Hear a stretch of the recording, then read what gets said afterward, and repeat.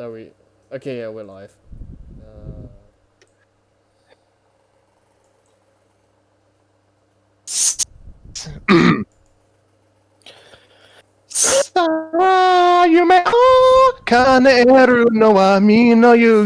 Wait, what? What are we doing? What the hell? You didn't prepare us for that intro. I wasn't prepared for that. Clearly.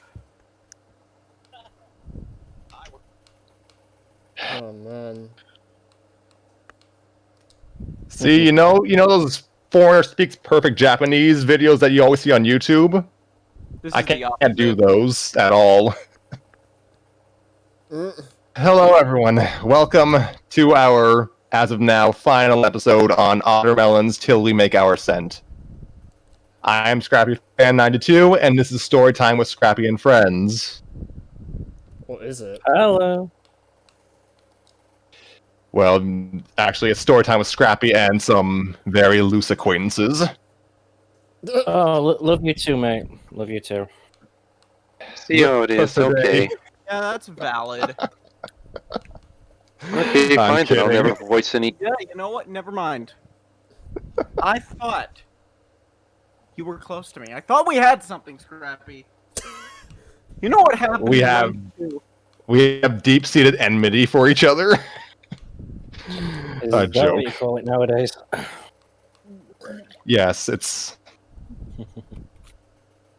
When you're a shonen hero, love between your rival is no different from hate, and vice versa. Because you're stronger than I thought, Scrappy. Oh dear. Oh, boy. Reluctantly with us here... Reluctantly with us here today is Harry. Insert funny joke here. Here on short notice because we pulled him away from a friend is Nova. That's fine. You will be released halfway through this. Do not worry. No, that's no big deal. It's not like I'm missing anything that important. You know, it's fine. I'll take your word for it. And with us here, also on short notice because his primary role isn't in this chapter again, is Tanner. Nico need to get the fuck out of here. Don't we all? Hey, Nico. And returning once more to do narration is our friend Lewis. Hi. Oh, It would have been better if Okay, you just that- didn't say anything. okay. Yeah. Mother fucking damn it. That's the power of smartphone apps, ladies and gentlemen. Yep. Oh gosh. Get a better pop filter. I've got No, a you pop filter. Nico need to get a better pop filter. Wait, is this pop filter not actually working properly or something? That joke wasn't funny. Don't try to make that funny. I need a Nico new pop filter. Okay. That's a good one. That's fine. Whatever. Now, last week we recorded for chapter 8. It was messy. That was Mhm. blood, sweat, and tears. Mainly tears. Yeah, I was our friend Umi, Tanner dipped when it started to get really interesting. Spicy. Yeah. Our main character and nominal hero, Umi, finally decided to talk things out with Honoka properly. It did not end well. Yeah, so Umi's dead. Words were... Emotionally. Words were said, tears were shed, and we all had like a 30-minute conversation on how teenagers should be a little more careful with each other. Yeah. Oh. Yeah, I mean it's true. Even though they're most likely not like 18 and 19 now. Still teens, but very late teens. They were Right. teens when the mess started. Yes. Harry, I'm just transfixed by your gameplay right now. Like, You loving this fail? Yeah, what are you I playing just saw- right now? Trackmania. We still need to do the stream. We need to do. We should play Fall Guys. Yeah, I still haven't got the game. Is that free or? No, I it's don't like think 15 so. quid, I believe. No, but it would Okay. be so fun. What is that on? Steam and probably most of the major consoles, I think. If it's on Switch, I'll be willing to get for the Switch. I'm assuming it's not crossplay. No, because that'd make sense. Huh, I just realized Ottermelon has no author's notes for this chapter, so Oh, I guess we just jump right into it. You right, good? We would like to thank everyone in advance for being with us for all of this time. We hope you have enjoyed it as much as we have enjoyed reading it. So you probably didn't enjoy it that much. Shut up, Tanner. I feel like we should leave this talk for after the chapter. Alrighty. Are you ready? No, but let's do it anyways. Okay, and 3, 2, 1. The morning came, but Umi was in no hurry to tackle it in any way. As the days zipped by, Umi couldn't even bring herself to change out of her pajamas. Frustrated at the imposing mental wall she'd run into, she now found herself splayed out on the floor. This proved to be no more fruitful despite the cold, unforgiving hardwood that pressed into her back. After some time, even this discomfort became secondary to the swarm of thoughts in her head. There was, of course, no way she'd hear the sound of the front door opening. The same went for her own door, allowing someone in. In fact, she didn't even realize that someone had arrived for her until their voice rang out directly in her ear. What are you doing? Umi had been so detached from reality, drowning in her spiral of negative thinking, that the foreign voice had made her heart leap into her throat. Umi snapped up on instinct and collided headfirst with Maki, who crouched over her. Umi didn't realize this at the time, as the sheer force of the impact rang in her skull and took precedence over everything else. She grunted unceremoniously, clutching at the acute pain that lanced through her skull and crumpled back to the ground. When the pain began to subside to manageable levels and Umi could open her eyes again, she was still kneeled over. Oh, oh heavens, my head. Her voice was raspy from the lack of use. Fuck. Remind me never to do that again. Maki grumbled. They really just. Oh, there's a certain energy that emanates from just hearing fuck out of the mouth of Maki. There is. It sounds right. It's. I don't know if I can even describe it as right or wrong, but there's something, and it's powerful. Satisfying?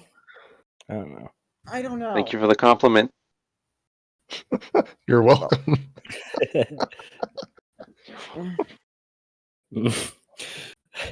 Hang on.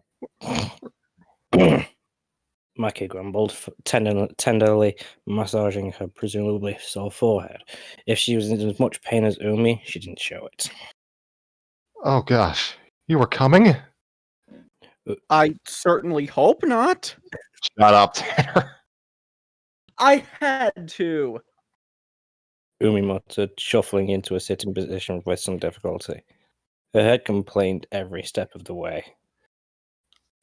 Why didn't you tell me? There are better ways to announce your your presence than that. I did.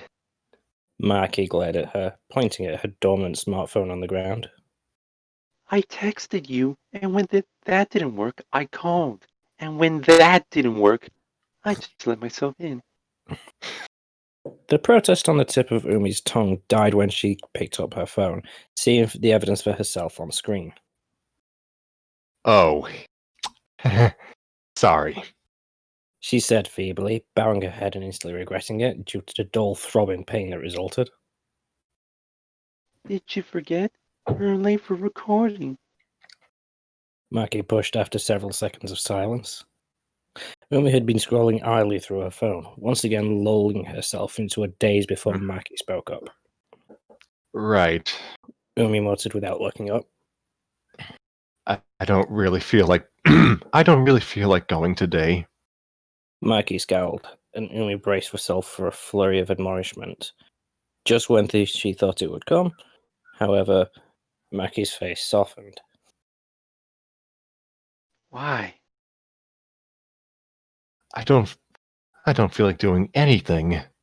Umi bit her lip, taking a sudden interest in the dull brown of her floorboards. There was no need for her to elaborate right now. Maki was silent for several moments. When she spoke, her words were carefully drawn out. Today's mostly instruments. We might ask you to do a few more lines, but maybe you can watch for a bit. Get back into it. Umi looked up, heaving a sigh. Let me try that again. You're not going to take no for an answer, are you? Maki shook her head. Umi reached for her phone and pocketed it. Fine. She conceded, though she was anything but happy about it. I really don't want to sing today, though. Truth be told, she didn't want anything to do with the song. Her conversation with Honoka was on endless repeat in her head. In the best case scenario, she could lay low during today's recording before slinking back home, so she could shut herself away again. Maki rose to her feet. Maybe you'll feel better once you hear how it's coming. She regarded Umi for a moment, making her think she was about to pry further, but she didn't. Umi stood up, but a sudden rush of blood to her head impeded her. She pressed a palm to her forehead, trying to will the ache away. The injury didn't seemed like it was serious, and Umi was grateful for that. She already had enough on her plate. The next couple of hours in the recording studio flew by, for better or for worse. Umi kept towards the back, watching each of the musicians take their respective turns. The guitarist went first, and though Umi struggled to stay present, she could appreciate the novelty of his part. Instead of keeping a rhythm with steady, regular chord progressions or playing the primary melodic part, it wavered in and out of the mix, playing lines that ran counter to the beautiful piano melody. The other musicians laid down additional takes as well. Even Maki went back in to redo a couple of parts. Umi could only force herself to pay attention for so long, though, and most of the recording ultimately passed by her in an oppressive haze. When she wasn't focusing on the saccharine melodies and syncopated beatings, she was back in Honoka's room. Honoka's words rang in her head, gently and carefully delivered in a deafening silence. I can't look at you without thinking of what you did. Umi. Hey! Earth to Umi! Umi came back to reality with a start. Maki was waving a hand in front of her face, and she lowered it to reveal her stern yet concerned countenance. The rest of the band members looked on, sharing her confusion. I think your audio cut out briefly from the prior sentence. I was wondering if that was just my computer, and I'm glad to know it's not. Shall I do the whole paragraph again? I think you can start from Maki was waving. Okay. You sound a little weird too, Scrappy, and once again, I don't know if that's my computer or not. When do I not sound weird? Hey, don't beat yourself up. She sells. Thank you for your concern. Thank you for your concern. It's weird Pardon me. because Did someone sneeze? God bless you. everyone seems to be coming in fine for me, so Okay. She sells seashells by the seashore. Just wanted to make myself sound clear. Okay, let me try the same. She sells seashells by the seashore. Some are red while others are blue. How much wood could a Red leather, yellow leather. Red leather, yellow leather. Never heard it said that way. No, that's one of them. Red lorry, yellow lorry, red lorry, yellow lorry, red lorry, yellow lorry, red lorry, yellow lorry, red lorry, yellow lorry, red lorry, yellow. I'll lose myself a couple of times in. Red leather, yellow leather, red. Oh, this is off did to I a drop? fantastic start. Well, I Yeah. didn't hear you before you went. No, I I just the think I green. briefly No, dropped out of the call for a moment. Yes, you did. I guess I'm good now. Okay. Anyway, shall I go back? Shall I go back and we start? Right. Yeah, just start from that small paragraph. Alright. Umi came back to reality with a start. Maki was waving a hand in front of her face, and she lowered it to reveal her stern yet concerned countenance. The rest of the band members looked on, sharing her confusion. Pardon? Umi stammered, flushing. How long had she been spacing out? Are we taking a break? we're ready to move on. Maki explained. Before we start the third verse, though, I was thinking we should run through the chorus one more time. As in, everyone, including you. Umi frowned. Maki hadn't exactly promised her that she'd merely be watching today, but now she was confronted with the possibility of singing again. Her brow furrowed in irritation. Why? We already have a perfectly good take on the chorus. Umi protested. Is it necessary? Do we even have enough time?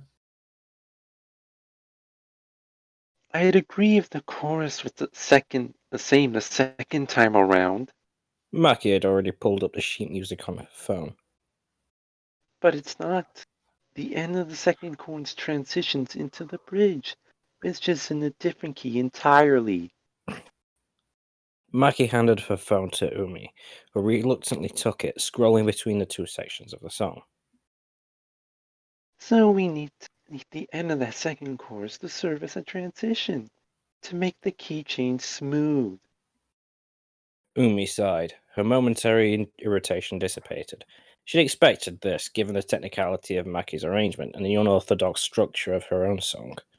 But she was almost at her wit's end. She intended to turn Maki down and let the recording proceed some other way, but she stopped herself. Maybe she was only holding herself back. Already she felt like she was repeating the same mistake she'd made with Honoka more than a year ago, breaking her own heart along with Honoka's, and then proceeding to isolate herself from any form of potential help. If she quit now, she didn't know when she'd be able to start pulling herself back up again. Despite the pain in her heart, she looked up, putting on a weak yet determined smile. All right, I'll do it. Maki flashed her a smile in return. Great. That means a lot. But the skin-crawling dread that lingered in every step Umi took already made her doubt her decision. We'll just use the takes we have already. Maki explained from her vantage point at the soundboard. But for the lines that segue into the key change, just follow the sheet music. Sound good? Umi nodded. She restlessly shuffled her feet. The longer she stayed in the recording booth, the more she questioned her own commitment. What was she doing, standing here and pretending like everything was all right? Maki herself had told Umi that putting on a brave face was unhealthy. She and Honoka had both seen the long-term effects of that. Flashes of pain and cracks in her facade they put on, which led to a long sleepless nights and bouts of self-imposed isolation. Sounds like quarantine. I was gonna say that is. No. Yeah, all right, everyone. Hopefully, this joke ages well if you go back to watch this. Actually, no. Please make sure this joke does not age well. Please. Wash She your didn't have- hands, wear your mask. Of Wash course. your hands, wear your masks. I don't care if you think it's government brainwashing or whatever. Just do it. She didn't have more time to think about it, though, because this music started without warning. She must not have heard the countdown, but she closed her eyes in the brief interlude, steeling herself as best as she could. Oh dear, I have to sing. All these years, we've hoped and we've dreamed for a final escape. To no avail, all I hear All right, hang on. Tatsuya cut in through the intercom. The music stopped short in Umi's ears, startling her. She peeled the bulky headphones off her head, looking up in time to see Maki taking the headphones from Tatsuya. Everything all right, Umi? Maki asked, silently supported by a group of concerned musicians, all staring her down. You ready? Yes. Umi's tongue felt like dead weight in her mouth. Yes, of course. She repeated more firmly. My apologies. She watched Tatsuya exchange a glance with Maggie, who shrugged.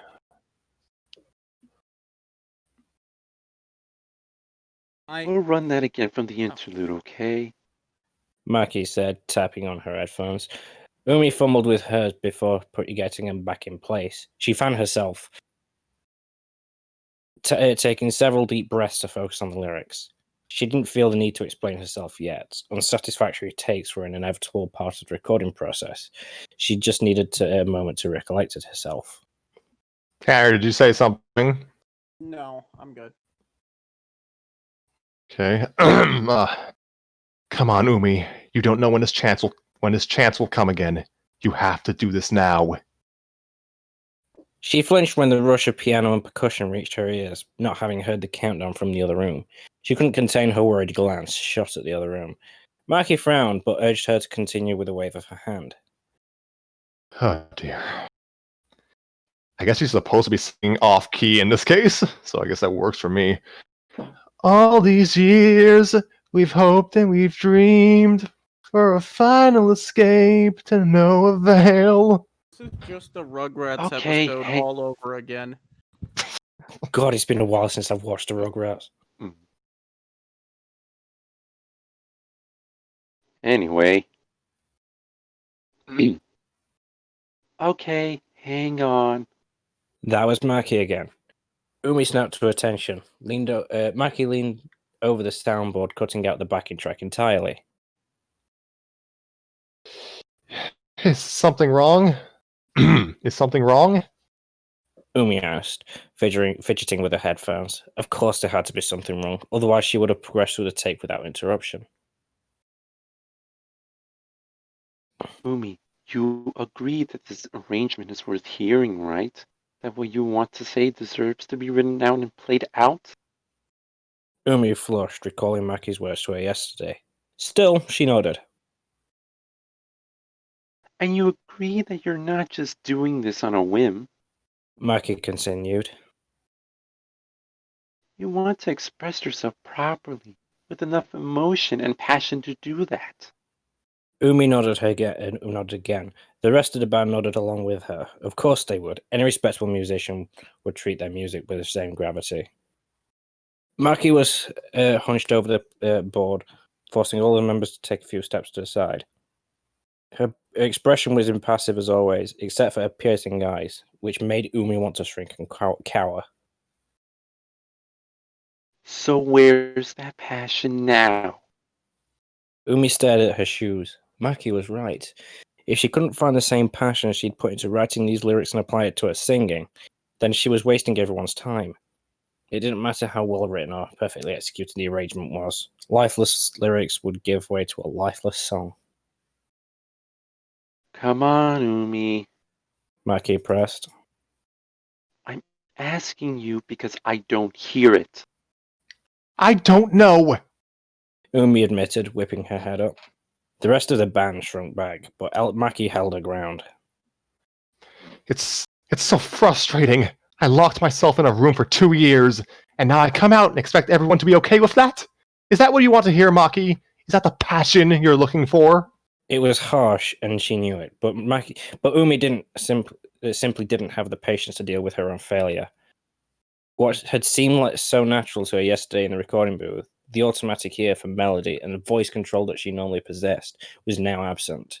Yesterday's conversation with Honoka remained in everything she did, in the slow dragging of her feet, in the hopelessness to which she was delivered these lines in which hope lines in which hope was supposed to be the only thing that kept her buoyant. Umi sighed, shaking her head in resignation. I can't do this right. I can't do this right now. She took off her headphones and placed them on the adjacent chair. No one stopped her as she made her way back into the other room. A part of her wanted to slip right past and walk out, but when she opened the door, their sympathetic, concerned stares held her in place. I'm sorry, everyone. Umi cast her eyes down, her face burning with embarrassment. It's not going to happen today. She was met with silence. She alone had brought their progress to a grinding halt, and the resulting shame made her want to curl up in a corner and forget her about her own existence. All right, let's call it a day. Maki said, breaking the awkward silence. Everyone's free later this week, right? Maybe even before the new year? The band mustered a general air of consent, though Umi wasn't focusing enough to pick up on it. All that mattered was that she could get out of here, not bothering to wait for a specific date or time. She pushed through the exit, not looking back once.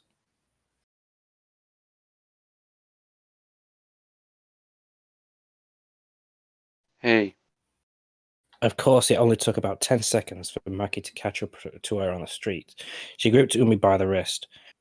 Umi didn't turn around, but she didn't resist either. They stayed in place for several moments, with Maki holding Umi limply by the wrist. She let go, and Umi's hand fell helplessly to her side. Umi still didn't turn around, but she didn't try to get away either. we still have a week and a half. Maki finally spoke. If you can't find it in you today, it's fine. We have room to afford a break or two. Not today, and probably not tomorrow. Umi muttered despondently. She finally raised her head to acknowledge Maki properly, but her eyes were vacant. It was hard enough for me to get up and put on a change of clothes. Of course I couldn't do this much. Yesterday didn't go well, I take it. Umi nodded. Merely thinking about it made her eyes well up again, and she wiped at them hurriedly. Maki chewed on her lips, saying nothing. If she couldn't find the right words to say, Umi didn't blame her. After a few moments, Maki stepped past her. Umi turned and followed, grateful that Maki didn't press her for information. The walk home would take only a few minutes, barring any detours or sudden stops, but Umi found the seconds dragging on. She kept her eyes cast down, straining a couple of steps behind Maki. Want to talk about it? Maki asked. Umi stiffened. It was unreasonable to think that she could keep those most recent developments secret. And Kotori already knew about it anyway. Maki deserved an explanation as well, now that Umi had effectively stalled out any recording sessions in the near future. I'll give you the short version, I suppose. Umi muttered, devoid of any emotion. This was inevitable, she figured. Maki didn't press, so she followed up after scraping her heel against the dreary grey concrete. I talked to Honoka yesterday. After our successful first takes, I thought I was ready for it. Ready for what? Maki turned around, her measured steps coming to a halt. Ready for any possible scenario, the best or the worst. Umi sighed, watching a breath cloud in front of her before it dissipated into the frigid winter air. And I guess I thought being courageous, tackling the problem head on would count for something. Umi was met with silence. She looked up just in time to stop her from running headfirst into Maki, who was staring at her with brows upturned and mouth twisted. To Umi, it was an unfavorable combination of understanding and pity.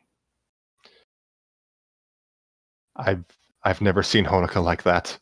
Measured, calculated, cold. That's how she rejected me. I couldn't take it. The pangs in Umi's chest intensified. Nothing could have prepared me for that. Not even knowing it was a possibility. Fear briefly appeared on Maki's face. Umi figured that she was trying to picture an unfeeling, despairing Honoka in her head, to little success.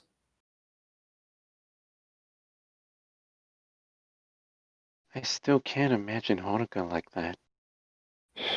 Well, you might have to start pretty soon. Umi retorted. Maki's eyes flashed, but she didn't fire back. Umi bowed her head slightly. Maki was only here to help. There was no reason for Umi to take out her bitterness on her. Are you giving up? Umi grimaced, avoiding Maki's stare once more. On Honoka? Maki didn't reply, but even though Umi wasn't looking, that all-knowing stare kept her rooted in place. I don't know. Despite the all-encompassing ache in her heart, resonating in every difficult step she took, she couldn't bring herself to say no. It sounded like you were giving up. Maki pointed back towards the recording studio, though since they'd rounded the corner, which left it out of their sight. Umi bowed her head, awash with shame and self-pity. The two of them had come this far, but thanks to her, their progress had hit a brick wall. The band could have certainly continue recording without her for the time being, but right now, Umi couldn't imagine going back in there after her outburst. Her face was soon aflame with embarrassment. It's hard to focus. She admitted. A part of me had high expectations. I wouldn't have come back if I thought I was setting myself up for failure. Maki crossed her arms. Umi didn't expect her to say anything that would instantly make her feel better, but she still desperately needed something like that to hold on to. It'll get better. Maki's tone was even more clipped and blunt than usual. To Umi, it seemed highly inappropriate. Umi took in a sharp breath, but that wasn't exactly what she had in mind. What does that mean? Who are you to say? She snapped. She instantly regretted it, but Maki hardly even flinched. I can't tell you that. But you and Honoka are... She held up her hand, showing Umi two slightly crossed fingers. Tightly crossed fingers. You're better than that. How do you know? Maki shrugged, turning around again to lead Umi home. Before she did, Umi caught the faintness of a smile on her face. It's the premonition Winter gave me, maybe? Umi tilted her head, lagging a few steps behind, until understanding dawned on her face.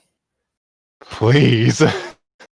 Despite herself, she had to smile. Now is not the time to quote old news lyrics. Just to check, that is snow halation, right? I'm 90% certain it is. What were the things it said? The premonition Winter gave me. That's probably snow halation. I'll check. I'll check afterwards. Yeah. actually. I don't know of any other Considering the novelites. title of Snow Halation, I wouldn't be surprised. Well, I mean, yeah, I can't think of any other Exactly what I was song thinking. that has like snow in it. Okay.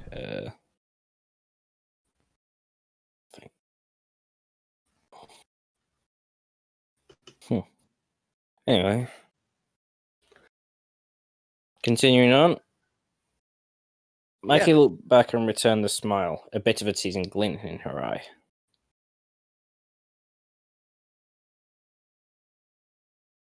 I wouldn't overlook it. Fuyuga Koreta Yokon is a little too fitting, if you ask me. I was always partial to that one too. Alright, so that's it. If only the conflict resolution of my That, life. that's Oh shit! that's Why not. am I said that? Sorry. It's fine. If only the conflict resolution. Excuse me. If only the conflict resolution of my life played out in 5 minutes. Umi sighed. Though she laughed quietly to herself. It was hollow, doing nothing to soothe her breaking heart. She did find herself humming that irresistibly catchy melody, though.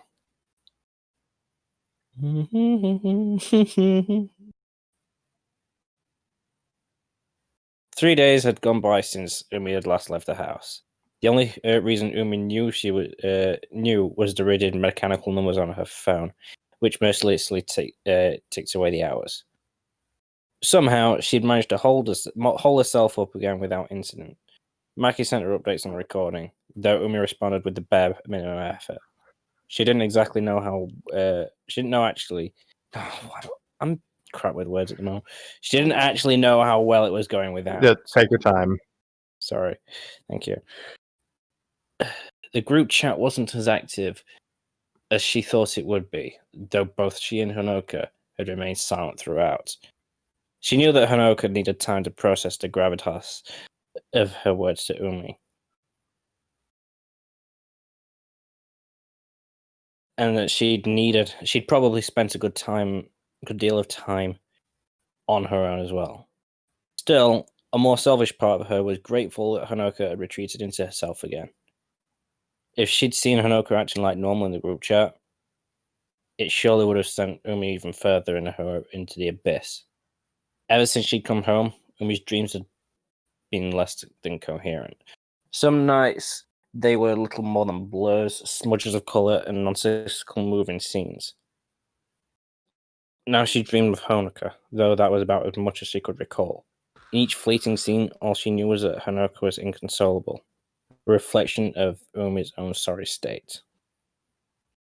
Even after she woke up, Umi spent several hours in bed, getting up only in vain attempts to convince herself that she was still functioning. Time seemed to pass her by, and before she knew it, New Year's Eve was little more than 24 hours away. It would be getting dark soon, and Umi had left her room a grand total of 2 times today. She had to get out of the house. She threw on some clothes, combing some fingers through her hair, even though the effort would be wasted, and slid open the door.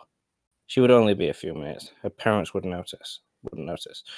The path she took was familiar, and not simply because she had yet to eclipse the vicinity of her house.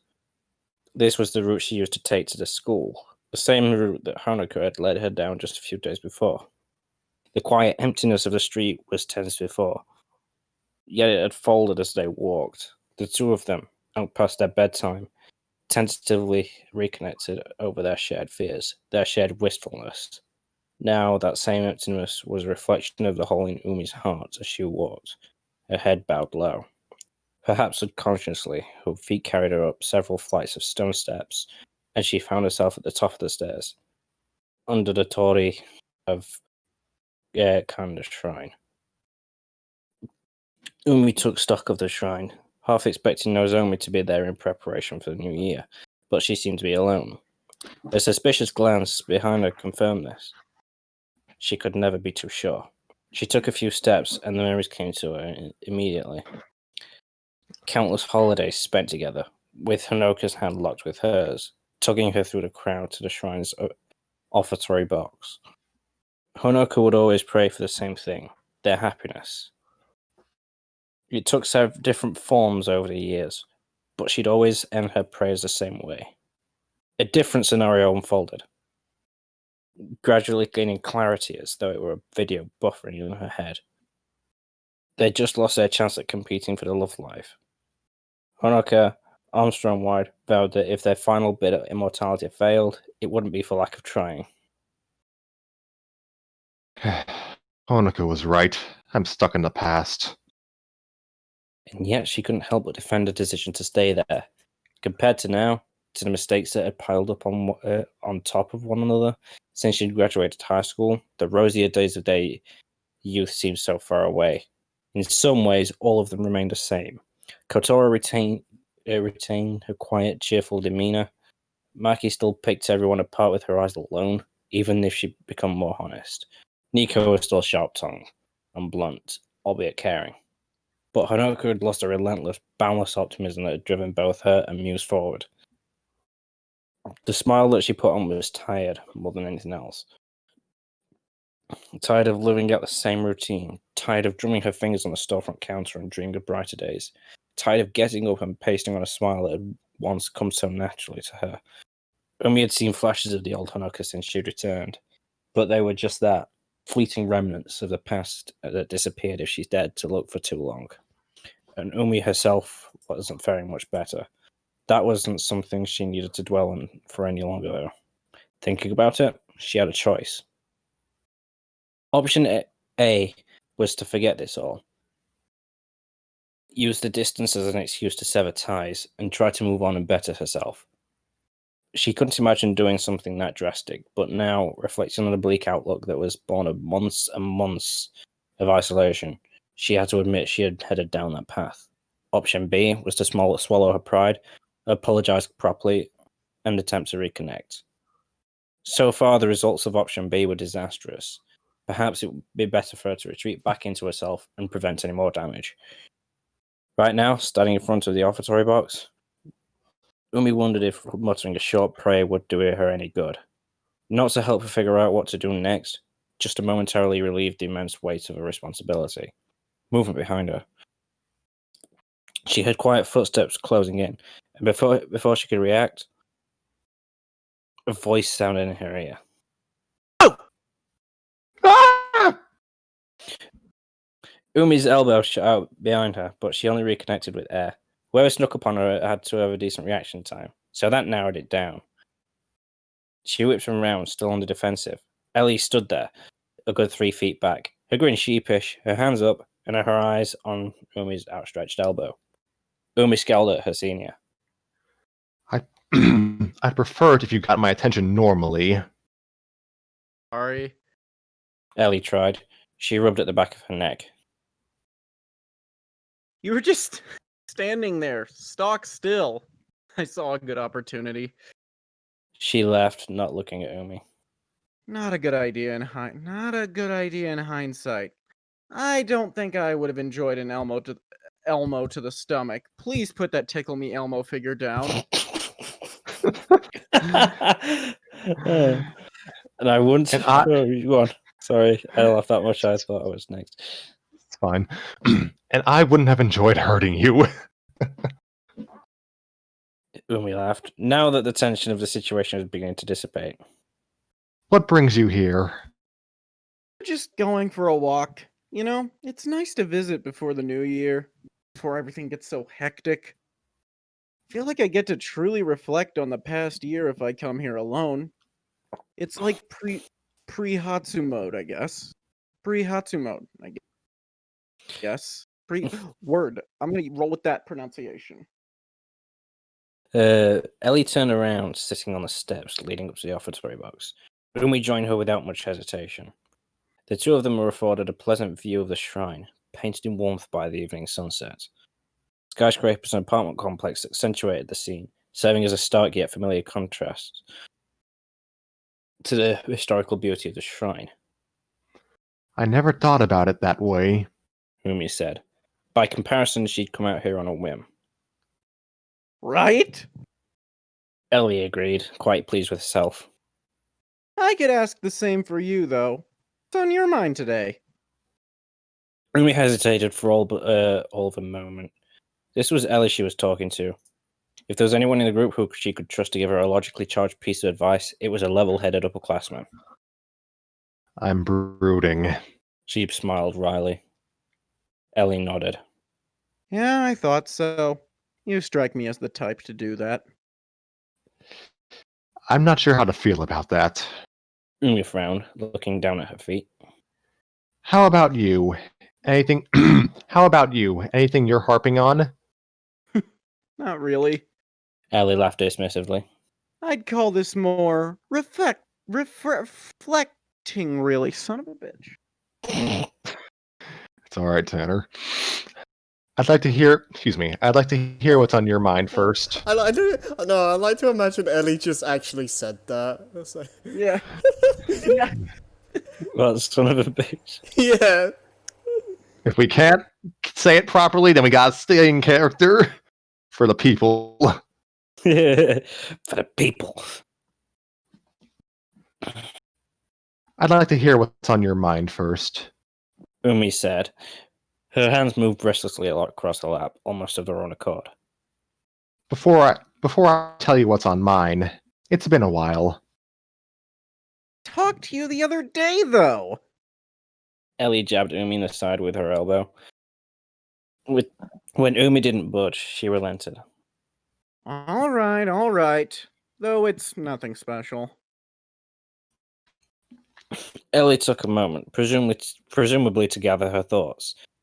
The calm serenity of the shrine, unconcerned with the passage of time, was something that Umi had always appreciated as a sort of retreat. Today was no exception. Umi found that the torrents of self-pitying thoughts had slowed to reveal something a little more manageable here.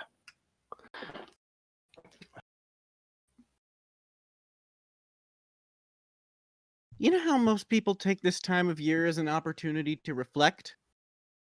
Ellie began. She folded her hands neatly in her lap, looking down. A shadow of doubt crossed her face, but it was quickly masked by her usual demeanor. Well, I've done this every year since I graduated, and each year that goes by, I feel a little more ashamed to say that to show my face around here. I'm so sorry. I am off today. It's fine. It's alright. Ellie's carefree tone remained, but her relaxed demeanor had given way to something a little more somber. I'm afraid that I'll run into someone from high school, and my reputation precedes me. Not just as a member of U's, but as a star student. That feels so far away now. Sounds familiar. Umi observed. Ellie looked up to meet her eyes. A thin film of sadness and wonder obscured her normally bright blue pupils. Yeah, when you were talking about college, it reminded me of myself. I always have to scramble for an answer, but I can't imagine it's any easier for you. Even though you've had much more time to figure out your answer. Do you know what you want to do? Umi asked. No, not really. Unless try a bit of everything counts as an answer. Ellie smiled wryly. I guess that's where we differ. I'll gladly throw myself into something. If I had the money or confidence to commit to it. She has money. I had no idea, really. Umi said, bowing her head. If I hadn't been so self-absorbed, Oh, enough of that. Ellie reached up and ruffled Umi's hair. I'm glad I ran into you, actually. I heard this home visit isn't going the way you wanted it to.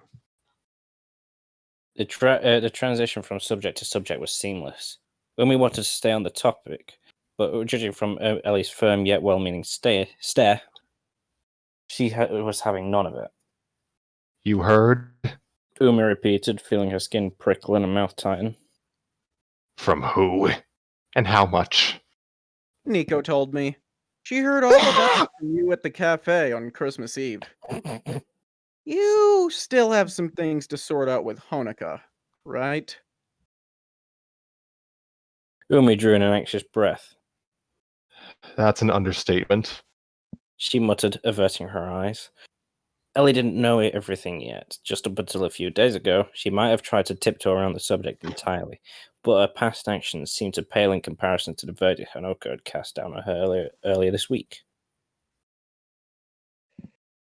I'd say I was surprised when I heard some of the details, but it really explained a lot.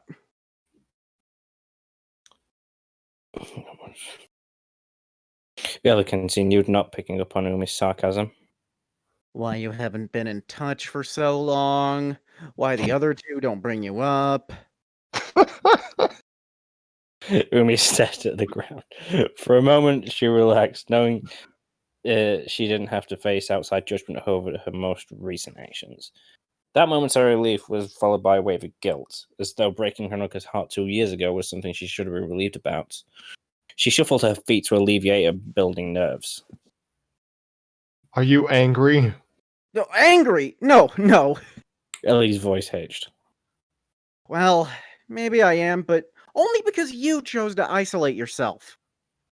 I'm sorry. Umi tried, but she was cut off by a swift finger to her lip. Nope. Don't want to hear it. You can depend on us, you know? Umi sighed, allowing herself a tired smile. Can you remind me more often so I don't forget? Ellie left, giving Umi a playful shove. Off the stairs. Oh, hey, Nico. Call back to a joke that was played that I said when we weren't recording. Oh no. Context. I just remembered.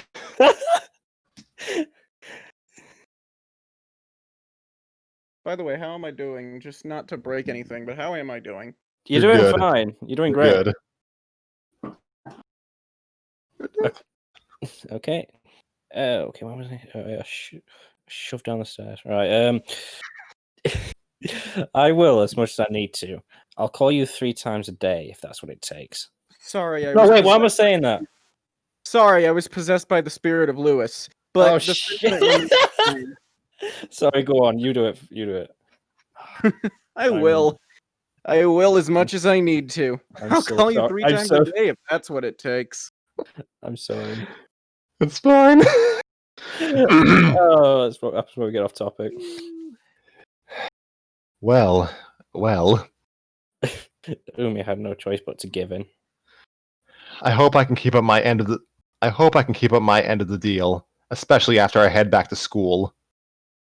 You don't sound so sure. Ellie noted. What's on your mind? That thing you've been brooding over, I mean. Brooding. I have an update of sorts about Honoka. Her tone was grave, which made Ellie's brow crease with worry. Is it a good or bad update? Umi said nothing, choosing instead to stare at the ground, her fingers curling and uncurling in her lap. Oh, not bad, huh? Ellie said after several moments.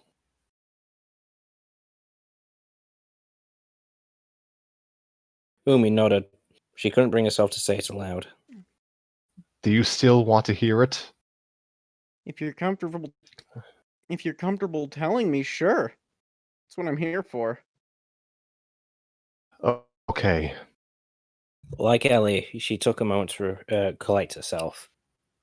After her heart rate had calmed down from the prospect of even talking about Honoka, she took another deep breath. As you know, I still have some things to sort out with Honoka. I tried to start that process a couple days ago and...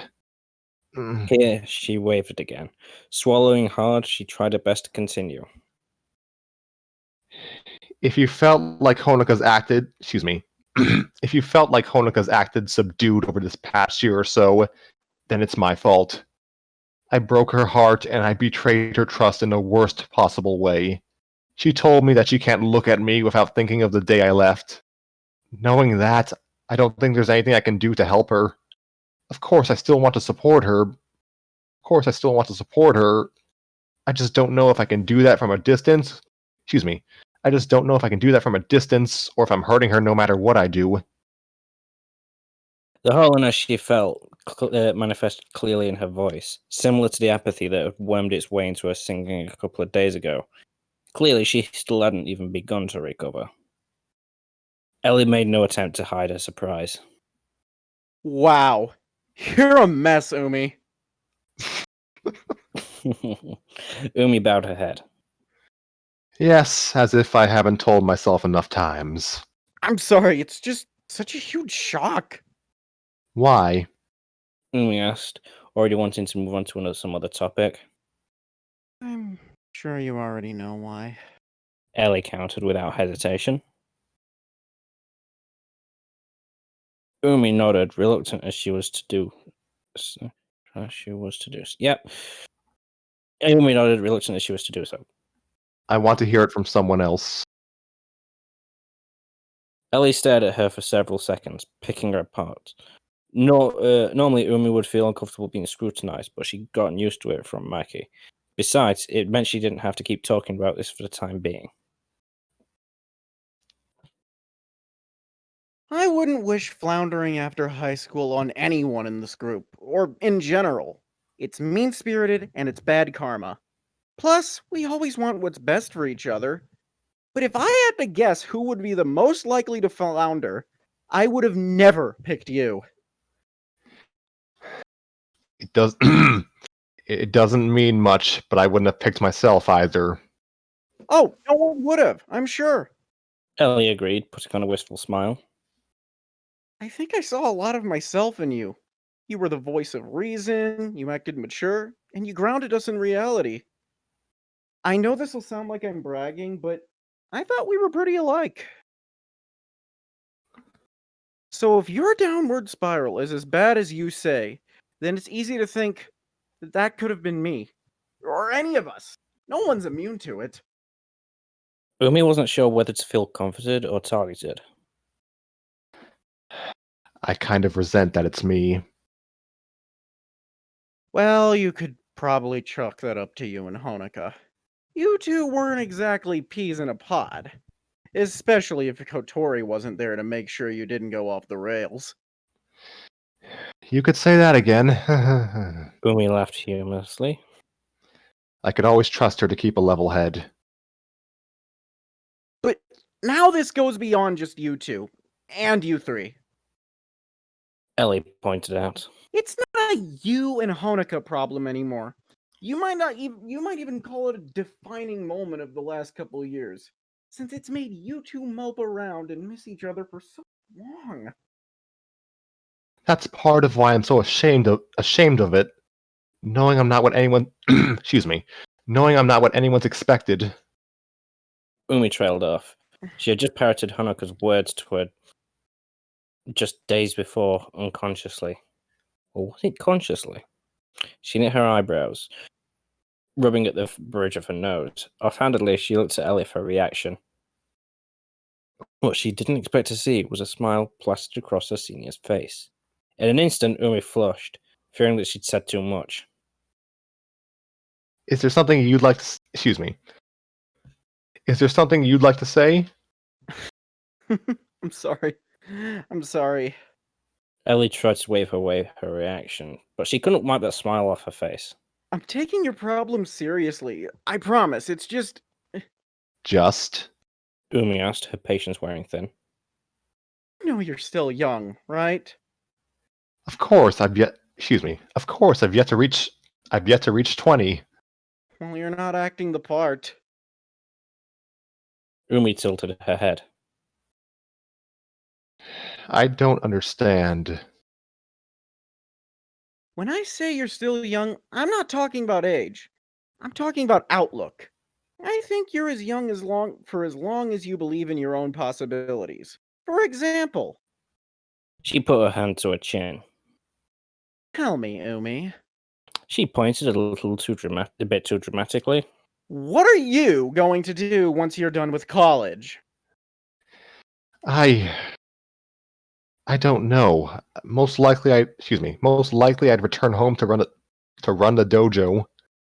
But you don't know! I know it's daunting to be uncertain of your future, but that's reassuring too, in its own way. Because that's how you know you're still young. Honoka's still young too! You don't need to stop acting and talking like you're 40. What does that have to do with anything? Umi asked curtly. Once you resign yourself to one path, that's it. Whether that path is a boring career or marriage or what have you, you can't chase all those other possibilities. Umi the rock star, Umi the author, Umi the lady killer. Ellie unclasped her hands, and her lips puckered into an airy sound for emphasis. All gone. You're old already. Do you speak from experience? Umi tried. Me? Ellie pointed at herself. A little. I'm not happy about how little I've done since I graduated, but I'm still grateful that I have the opportunity to explore and to sort of some of my own things out. But really, I'm just trying to smack some sense into you. Ah, thanks. Do you want me to do it literally? Ellie raised a questioning hand. Nico would be pretty happy about that. They are on sacred ground. They cannot do this. I'll have a pass. I'll have to pass. That'll be $20, please. Umi took Ellie's hand and lowered it. She had to smile. I feel like Honoka's more justified to feel that way than me. She doesn't exactly have the world on her platter. I mean, for her career, yes, but not for other things. What other things? That sounds so blunt. What other things? Romantic options? Ellie tried. Actually, wait. Regret.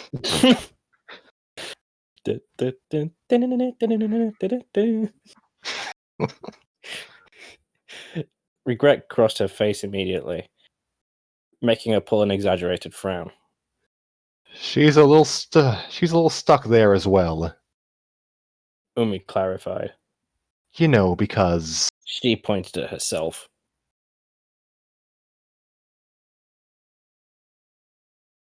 Ellie laughed awkwardly, petering out before long. Right. Not the best example. does the great wise Ellie senpai have any advice for me there? Umi asked, only half joking. Ellie offered her a smile before falling into silence again, and Umi was grateful for that. Not asking Ellie here would be a sorely missed opportunity. Let's see.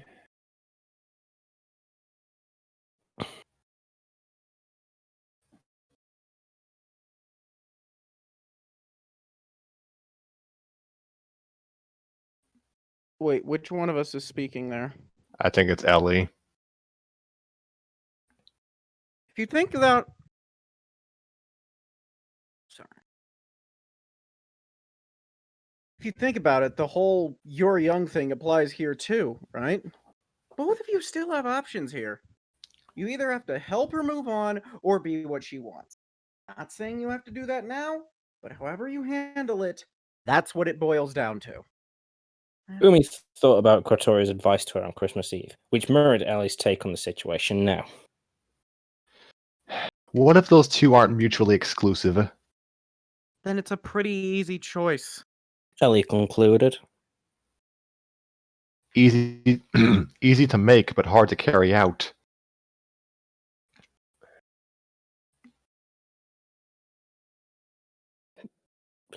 Nowhere was this more apparent than in yesterday's conversation with Hanoka. Exactly. Seconds passed without either of them saying anything. Umi was content to leave it at that, but Ellie had other ideas. You know, I think everyone wants to see you two getting along again, without this tension and awkwardness that's always lying beneath. Me too. I hope it's not. She trailed off. After the rollercoaster of emotions she'd been through in the last few days, from soaring heights to the most despondent of lows, she couldn't call her relationship with Hanoka hopeless. She wanted to believe in Maki's reassurance. And above all, she wanted to believe in Hanoka's health. Not just wishful thinking. Ellie finished for her, making her heart drop a little.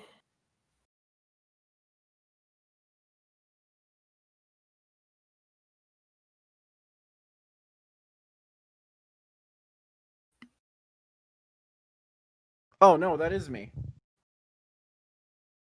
Maybe.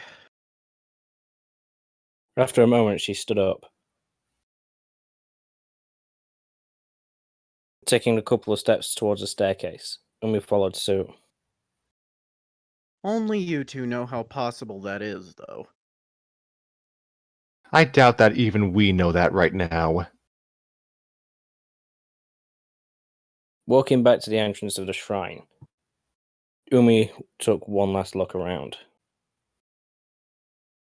Whether alone or with her friends, she figured she'd be back in a couple days' time. Right. It's complicated. Well, I have your back. Honika's too. Likewise. The main set of stairs came into view. Having walked up and down them for most of her life, they were normally a non-factor to Umi, but seeing them now made her head spin. Where are you going? Do you have plans tonight? Don't know. Sorry. I kind of ran. I feel like I didn't. Hold on. Can I just do my line again? It was a little wonky. Where are you going? Do you have plans? Do you have plans? Do you have plans tonight? Don't know. Wait, Lewis has to read the rest of the text. Like she asked, attempting. Okay, sorry. It's fine. Do you have plans tonight? Oh. Where is it? Well, fuck. Oh yeah, she asked, attempted to hide a sudden onset of vertigo. Don't know. Ellie stretched her arms far above her head. Might just stay in, have a couple drinks with Nozomi. Hopefully Nico can come too, if she, doesn't have her hands full with her family. Sounds like fun. Umi smiled, despite herself. The idea of her old friends getting drunk was a novel one, even if she had to suppress her more judgmental instincts to give it a more than a cursory thought. You want to come? We're not bad influences, so we won't make you drink.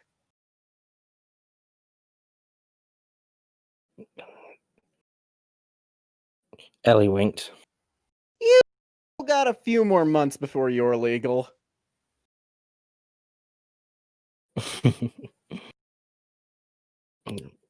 That would certainly be a new approach, but Ellie was right. I appreciate it. I think I'd rather be alone right now, though. Don't want to bring the mood down. Though she didn't say it aloud, being the only sober person in a room full of drunks didn't sound like her idea of a good time. Not to mention the endless possibilities of drunk Nozomi and Nico. Oh no. Fuck. Oh. Oh god. Oh fuck. You see, you're worried about Nico, I'm more worried about Nozomi. No, because I play Nico and I have been drunk enough times to that combination is already entering my head of what that would be.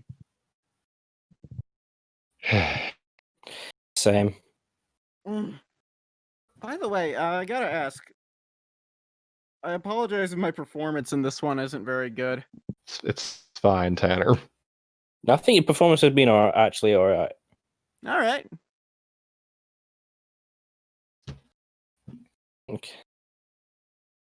Okay, so where are we now? Oh yeah. Umi shivered, feeling the heat drain from her face. That was something she'd certainly have to witness at some point, but she ended to put it off as long as possible. I do not blame her. Come on, Umi. Ellie brought her wandering mind back to the present moment. You're not a burden. Right now, I don't trust myself not to be. All right, well, we're here for you if you need it. Ellie stepped forward, wrapping Umi in a hug before she could protest. Umi sighed, feeling days of exhaustion and anxiety leaving her body. She returned the hug as best as she could. Thanks. They separated, and Ellie made it down a few steps before she turned around. You're not coming? Go on ahead. I'm not in a rush to get home. Umi assured her, waving her hand in the general direction of her house. Ellie regarded her for a couple of seconds. Just when Umi thought she was about to question it, she said something else entirely. I worry about you. You know? With that, she turned and left. Umi watched Ella's retreating figure. Umi watched Ella's retreating figure until she was at the bottom of the steps, where she gave Umi a final wave before disappearing. Once again, Umi was alone. Being this close to Hanukkah and all her friends was even more agonizing now. 2 whole weeks of being home had seemed like far too much time in theory, but now Umi wondered how much more she'd need if she wanted to fix the mess she'd made. And end chapter. I'd just like to do one thing that sums up Umi's present situation. So how lovely of a spot to end this story for the time being, eh? Really heavy. Wait, hold on. Just gonna say, like, suddenly Looney Tunes in the background. What was that? That's Curb Your Enthusiasm. Oh. Yeah, that's about right. I've got a My Instance app on my phone now. Yeah, Ottermelon so graciously included in their notes that the song that Nova said just translates to "The premonition winter gave me." That is not snow halation. We apologize for that. Oh.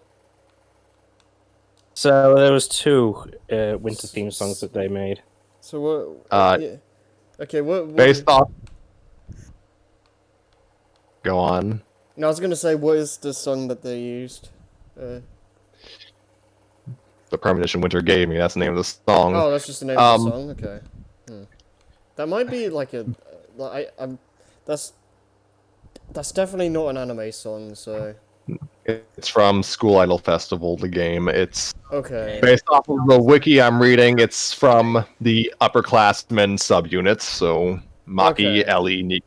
Actually, Maki's not upperclassman. It's just Maki, Ellie, and Nico singing, apparently. Right. Okay, yeah. That makes sense. So, what an interesting chapter, and wow. I know. Yeah, that's one way to go, end it, for now. Yeah. That was... I wish I didn't relate to so much of that. Yeah, especially, like, just wanting to, like, stay in your room and, pretend that you don't exist. So trust me, even before quarantine started, there were plenty of times that I just wanted. It just felt like that. Yeah, just again, emotionally, yeah. Because Gone. Wait, who? Me? Wait, who? because there's plenty of times where I'd fucked up this year. When I'd fucked up this year in regards to the things that I still feel uncomfortable talking about, that I just wanted to stay in my room and just like, no, I'm not here, not here, not here. Like, I always, like,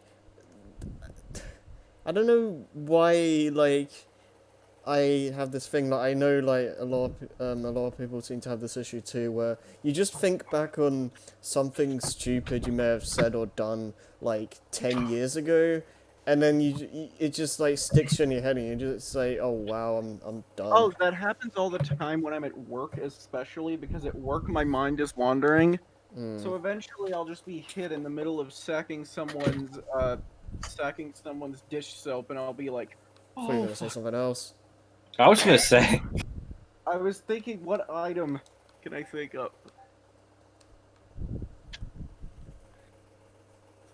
Sack in a box of condoms. I'm not sure. All I can think of with that kind of with that I can relate the biggest thing that I can relate to is to relate to that is first year of secondary / high school. That was a mess. Yeah, the first couple years or so for high school for me were, like, just terrible. Oh, Couldn't fit in at all. I moved schools, so I wasn't with anyone I knew. Me neither. My condolences. I was alone for the first few years of high school. And then my last year I moved back to the place I went, but I was still in a different school, so I was still thrown out of whack. I couldn't figure out anything. Yeah. And this chapter just gets at just that ringing guilt in Umi's head throughout all of this. I really like that. I had fun playing Ellie. I hope I did well enough. You because- did You really did. good as Ellie. You were good.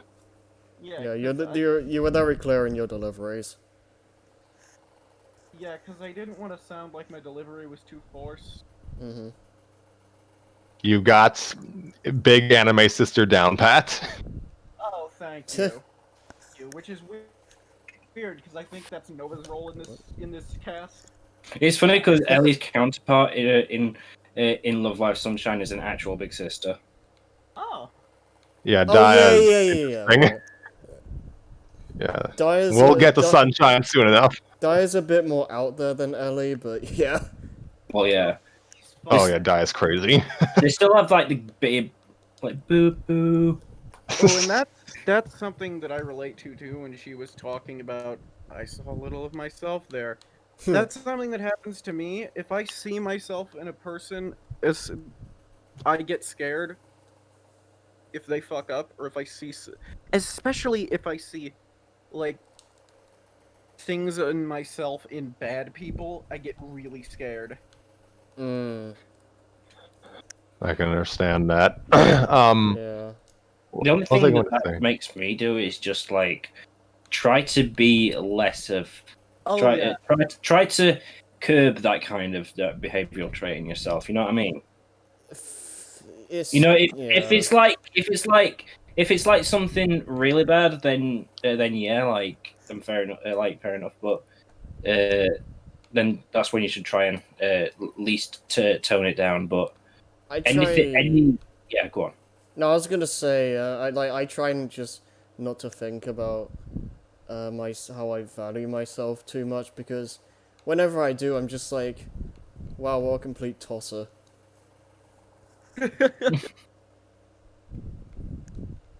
What was I going to say? Yeah, I'll listen to the playback on this eventually because I'm still behind on transcribing all the dialogue for other episodes, and then I'll realize what I finally wanted to say, and I'll be sad. What was I going to say? For Pete's sake!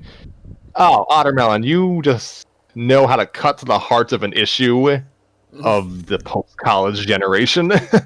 This speaks to me on an existential level. Yeah. I feel like this has to be be written from experience, because this is like like really realistic. Insightful.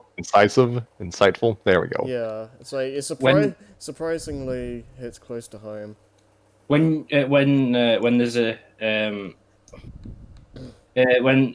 when something like this is written, whether it's an original story or a fanfic, you can bet you can bet your ass that it's that at least some of it comes from experience. Yeah. A lot of stories do come from experience. So absolutely. I've never seen the show off of which this is based, but I still relate a lot, and that's kind of weird because Deadpool is not a character I created, but I find a lot of personal experience going into my series when I'm writing it. Yeah. I'll be honest, Tanner. I think you should give Love Life at least a bit of a try. He's considering it. Same with Nova, I think. One thing I will say, I think I mentioned this several chapters ago, but one thing I have to commend Watermelon on, again, is the fact that you don't even need to really be a Love Live fan to understand this or follow the story. Yes. Like, it Yes. it kind of rewards you a bit if you have, but you don't need to, and I think that's a really good achievement. I think there's a lot of I think that also gives a little bit of credit to the people who the person who who writes Love Live itself, because the characters on there, whilst they can be very wacky, they also have these like a lot of very believable kinds of life situations. Oh, that- I agree. Yeah. Like Any character- that's not like going into this show itself. Like, there's a lot of like backstories and little tidbits of like just general life stuff that comes up and that you wouldn't have expected if when you're just looking at like promotional art or something like that. Yeah. And I think Watermelon's done a fantastic, a fucking stellar job of being able to adapt these same characters to the stages of life that they're in at that particular moment in time. Yeah, because like whenever you read fanfics, like there's usually like something off about a character or two. Like they're not usually like point for point what they're like in the show or game or whatever they're from. You don't and- say, Harry. I wasn't alluding to that, but sure. Can I mean- okay, well, We're talking about Scrappy's Mario story. all right. But no, yeah, just Watermelon's interpretations of the characters are like more or less just one to one. I was surprised at how well they managed to work it into the story, and like the way the pacing was done made it so you what is it? You don't really dwell on one thing for too long, and when something needs to simmer, it gives you time to reflect on it. Pretty much what this chapter was. This was pretty much like a massive reflection chapter, and you had more light-hearted stuff to ease the tension a little bit. I will say that on that particular topic, I absolutely loved the scene with Ellie and Omi. Just like that was like, good, that was heartfelt. so good. that was That was really great. good. That was Ellie- good, heartfelt friendship. Yeah, that was really good because Ellie. Yeah. This is why Ellie is one of my favorite characters in Love Live in general because she's stern. Like when you first come across Ellie in Love Live, SIP, she is stern, but when she's like on your side and she's able to and you're able to make proper friends with her, she's one of the most easygoing people that you meet. Oh yeah, I got that vibe just from reading this, and I do want to say what you mentioned is that the fact that there is a certain unfamiliarity, and you mentioned that it's a testament to how good the characters are, and I always say that ultimately a good story is nothing without a good character, because your story Yep. can be anything, but if your characters are boring, your story's boring. Yeah, exactly. But also the thing is, a story itself can be shit, but if the characters are good, then it's still there is a little bit of then there is still Absolutely. something to be salvaged from that because the characters, it's like I'm trying to think of a good example of this, but I Of can't seem like to think. like a lackluster story, but the characters save it. The characters, yeah, when the characters are just that good that they manage to save it.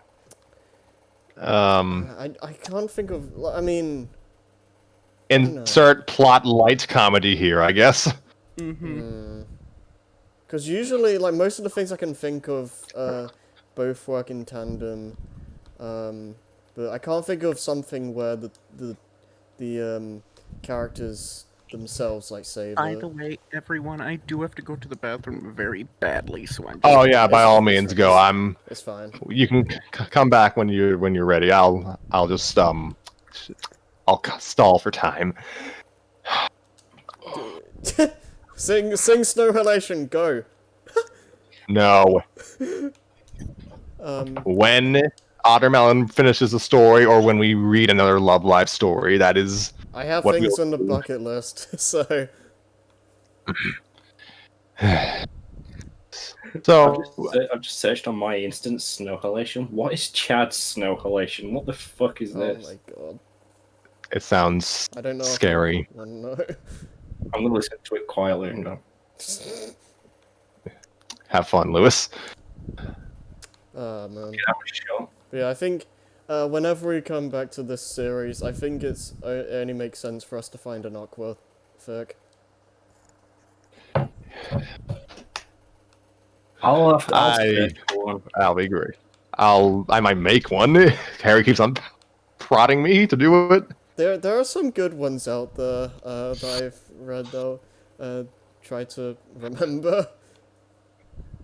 Oh dear. What was I gonna say? And then there's Aqua plays D&D or whatever. That sounds amazing.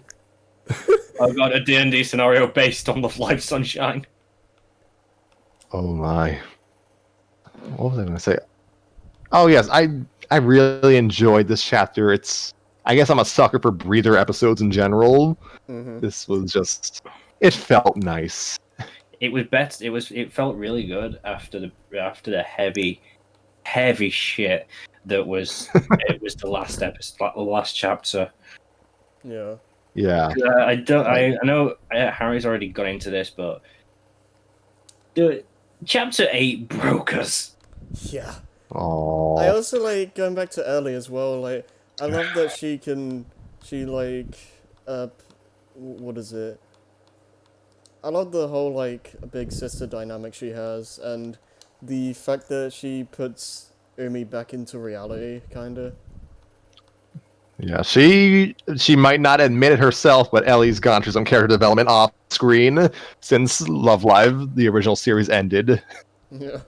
She was always concerned for her other students' well-being, but this is not the hard-ass school student council president anymore. This is she has evolved. She's mellowed a lot. Yeah.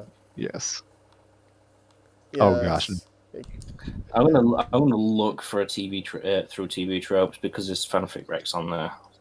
Oh dear. Going back to the whole like grounded thing, that is probably the biggest reason why I love this show so much, because none of it is really, well, I mean, they play it out, they play it up sometimes, obviously, because it's an anime and you expect that, but for the most part it's very grounded in reality, and the way the characters behave makes sense, and there's not really a lot of supernatural stuff. There's like a couple of instances, and those times are really weird, but for the most part, The flying car. yeah, I don't get that either. Oh, bang, chitty bang bang, we love you. But yeah, yeah, Does anybody actually even remember Chitty Chitty Bang Bang? I do. I have never actually seen the movie, but I know of some of its iconography. Oh, I thought it was just a song. Okay, I just found this. Mari the Shiny Ghost. Synopsis. Yoshiko living the life of a university student with classes, friends, and an overly friendly ghost. Oh god. Comments. Oh, a no. cute fic about Ghost Mari being Yoshiko's wingman in university. Oh no. That sounds like a good crack fic. It does. And the additional tags: angst, comedy, and fluff. Oh my. That's a combination. This is, I think, this is a one shot as well. Oh, okay. We'll put it on the list. I'll. How long is it? Okay, let me have a look at the word count. Words 7,927 words. Oh. Okay. So this will be. So this will be like an average episode of us reading a chapter of this. Pretty much. Basically. Yeah. Oh. Like I said, I think I said this in the last chapter. I don't remember, but yeah, Autumnmelon did do a fic for the Verges of Sunshine. I don't know if we'll do that at any point, but Tanner. Yeah. Just found this particular. We're just thinking about a Love Live Sunshine fic to read. This is what I've just found. Right. This was on the TV. Okay. Is Love Live Okay. Sunshine the one where Nico has to do community service because someone frees her, and then she gets a weird water rocket on her back? Oh, man, what the hell? I wish. I wish. No, the students of the first series are not in Sunshine. It's a sequel series set several years after. I think it's like 5 years after. Yeah, I don't know if that's what I don't know if that's like what it actually is, but that's what I always heard. What were you saying, Lewis? Okay. Okay. This is what I found through TV Tropes. The TV Tropes page on the Black Sunshine itself. This one's called Mari the Shiny Ghost. And And this is Yoshiko living the life of a university student with classes, friends, and an overly friendly ghost. Okay. And this is what was said on one of the comments. A cute fic about Ghost Mori being Yoshiko's wingman in university. That Oh, sounds fun. It's based off fan art. Let's have a look at this. Oh. Oh no. Okay. What's this? Oh, the funny part is... Nova.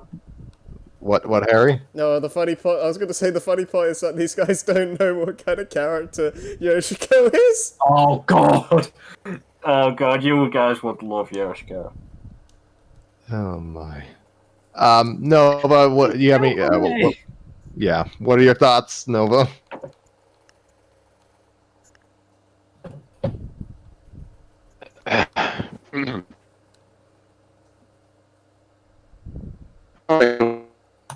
Specifically, honestly, I actually say it definitely shows Ottermelon's prowess in writing.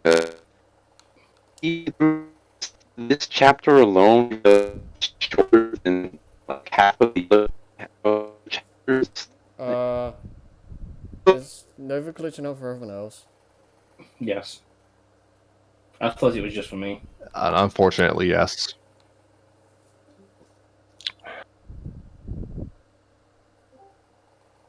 Welcome back. Hello? Yeah, sorry, could you repeat what you said?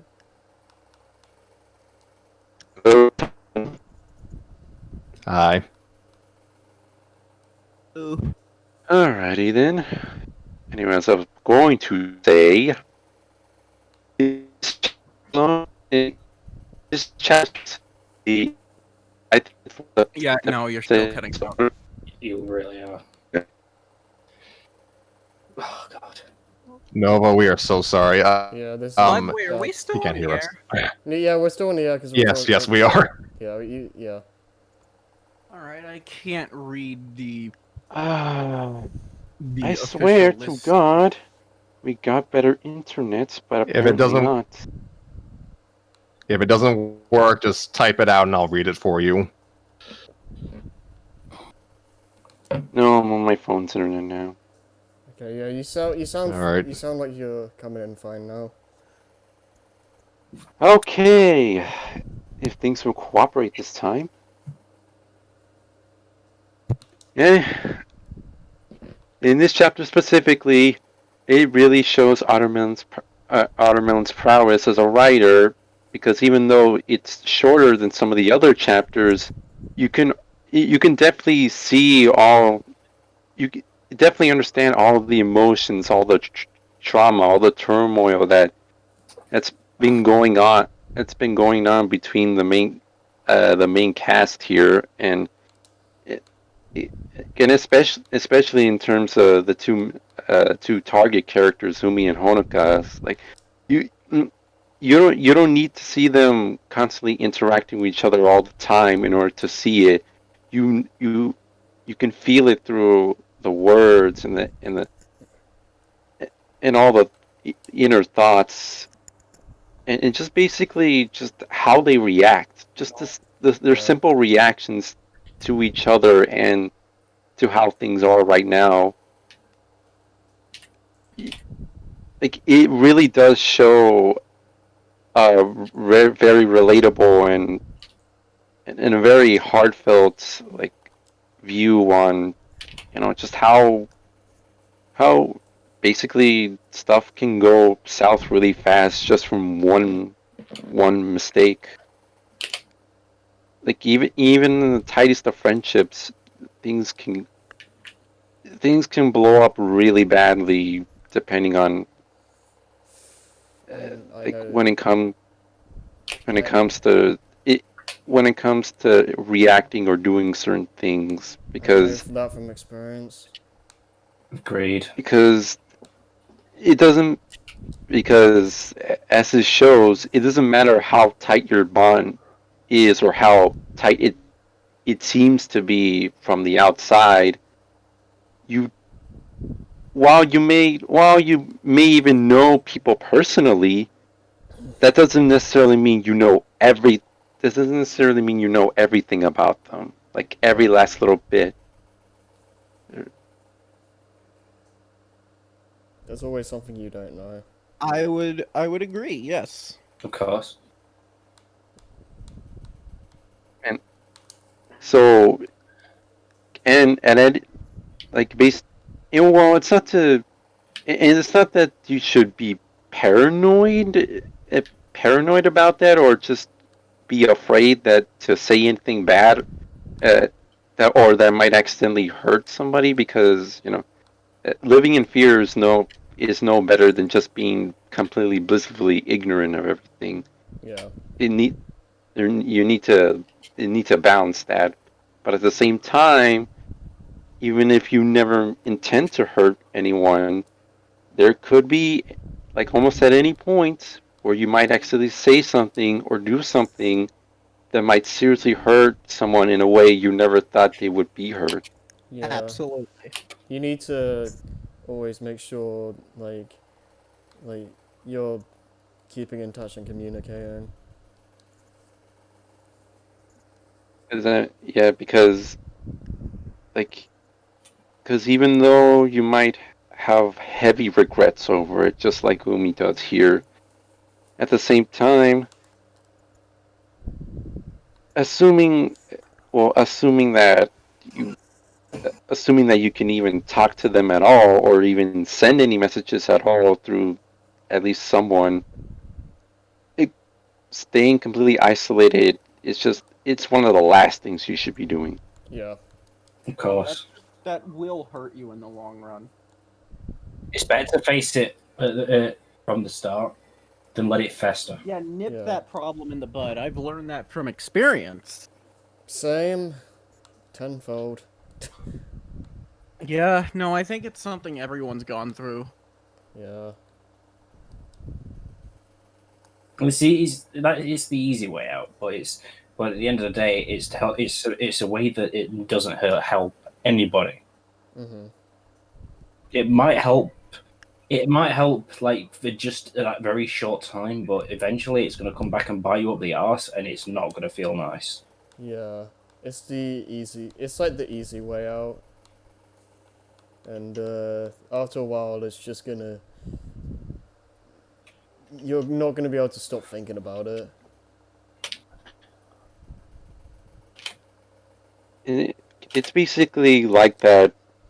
It's basically like, the whole moldy food that you see on the playground or somewhere, or on the court, where nobody seems to be picking it up, nobody seems to be taking care of it. And even though it may smell bad at some point, still people just don't bother with it. They just leave it alone.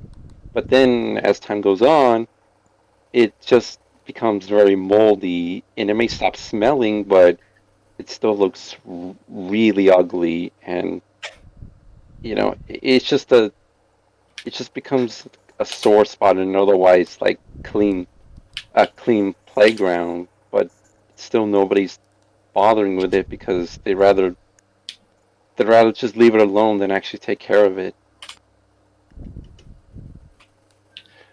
Thank you for that analogy, Nova. Yeah, that was good. As a,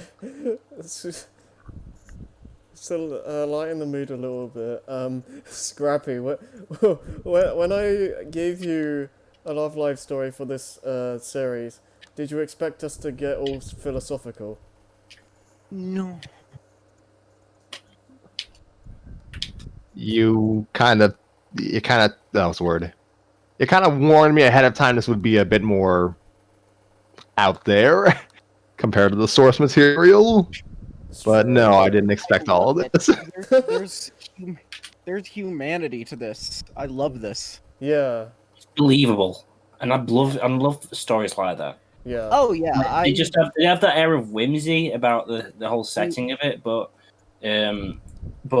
just when it comes right down to it, the characters are just like you and I, with their own Yeah. problems. That's why I love this series. Like, the characters are believable. And it's so scary to try to mend things with someone you hurt, because you don't know what the hell to do. Yeah. I know that feeling for all too often. The first step is to try. That's just my advice for life. Oh, believe me, I've tried. Yeah. But Sometimes, yeah. Sometimes you get your heart ripped out like Honoka did to Umi, and sometimes they're actually not that mad. And It's- that's the other thing, is that atonement is fun to read and write about.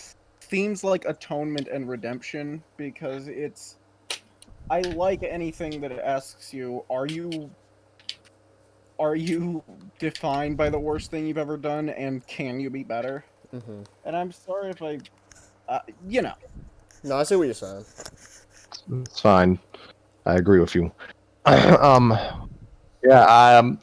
This story is not actually done, so it's kind of weird to give a final summation. Yeah, So I'm not going to. Yeah, I wasn't sure if we were supposed to do a final thoughts now, but God knows when the last couple chapters are gonna actually come out.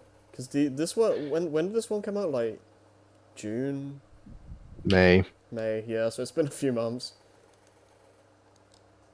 Well, I look forward to it, and Ottermel and I once again tip my hat to you. Yeah, I tip my fedora to milady.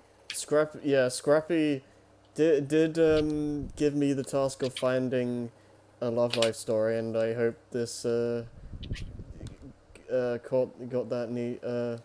got that little niche going. Oh, this is great. Yes, It is some. Yes, who it was our Tanner Lewis who mentioned it. This story has humanity. Yeah. It's- That sounded pretentious, didn't it? No, I agree that it's got humanity. It's just a earnestness to it. I like that. So, yeah, Oh, yeah. I'd agree with that. It respects its source material, which is why it's going to be all the more tragic when in the next few weeks we're going back to my story. Oh, Depending on how quickly you can make I'm that. lucky that the main thing I write fics about is already, like, wacky and irreverent. So, okay, I'm gonna say this as well. Since we're at the end of this, and I'm assuming you'd want me to, whenever we come back to this series, I'm assuming you want an Aquafic next. How much of a gap do you want before then? Like, how many stories, let's say? I have And- no idea because, And this is a question for everyone. well, I can't speak for anyone else, but I have At no least it's- idea, because, I mean, we all have different interests, so I'm sure we Sure. could all pull different things. yeah, like between whenever my Mario story continues and the looming Reaper that is the Star Wars script, I feel like there's going to be a decent gap between till we make our Ascent and a Love Live Sunshine story, anyways. I would not mind doing something with Avatar. I'd love doing something with Avatar. We will put it on the list. Wait, you're talking about the The Last Airbender. Okay, yeah, I didn't know if you were talking about the movie or Last Airbender. Yes, I'm talking about the James Cameron's Blue Cat furry fanfic.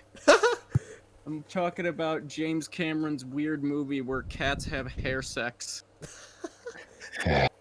Oh my! Oh god! I No, forgot. that happens. Yeah, I've heard. God. Moving I on. saw that because I saw that movie as a kid because I thought it was a Last Airbender movie, and I was. I so thought it was disappointed. too.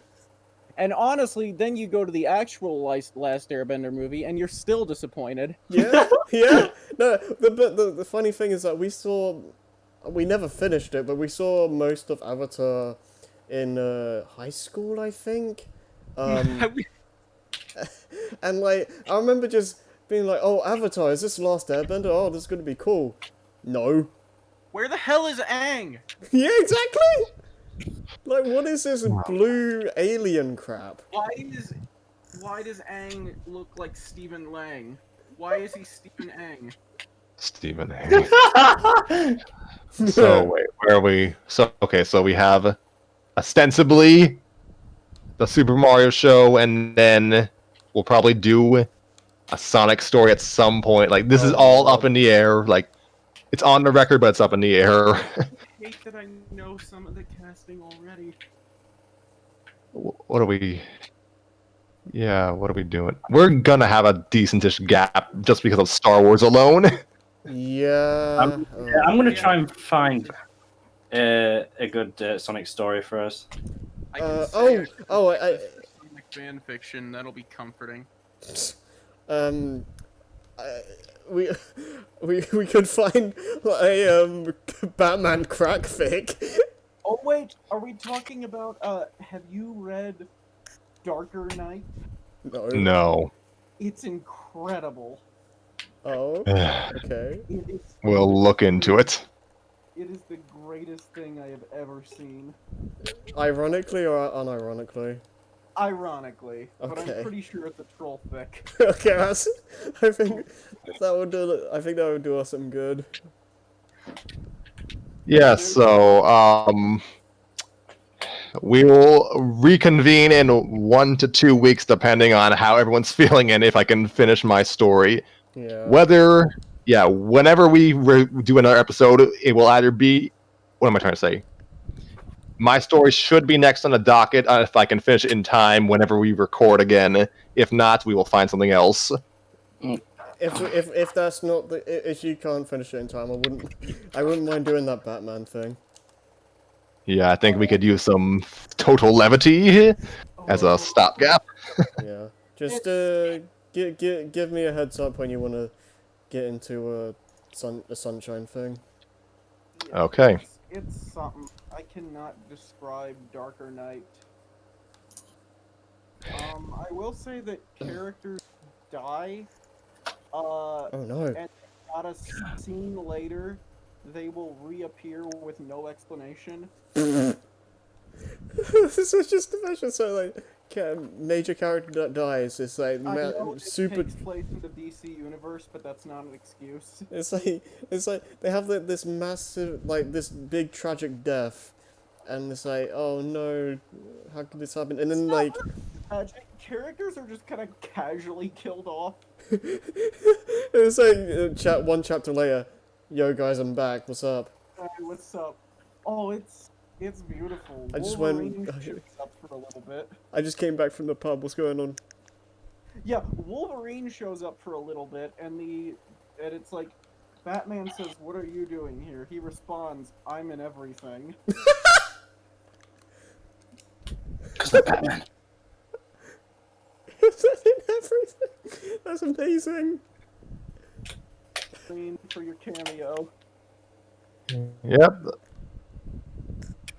Oh my. So yeah, sounds like a fun story to read. So I look forward to it. So We play it up like this is the leaked script for the Batman. Oh gosh. Yeah, like I'll just pretend to be like some nerd tuber. Hi everyone, this is Scrappy Fan 92, and I'm actually here for a leaked script. I found this link on 4chan from my dad who works at Nintendo.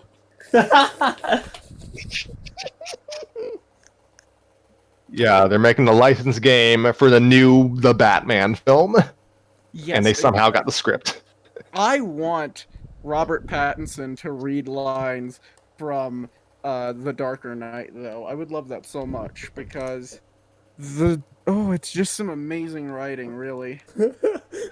Who said superheroes aren't cinema? Martin Scorsese. Oh, that's because he's never read this fic. How Well, about then everyone who's in charge of what's picked for the Oscars? How about that?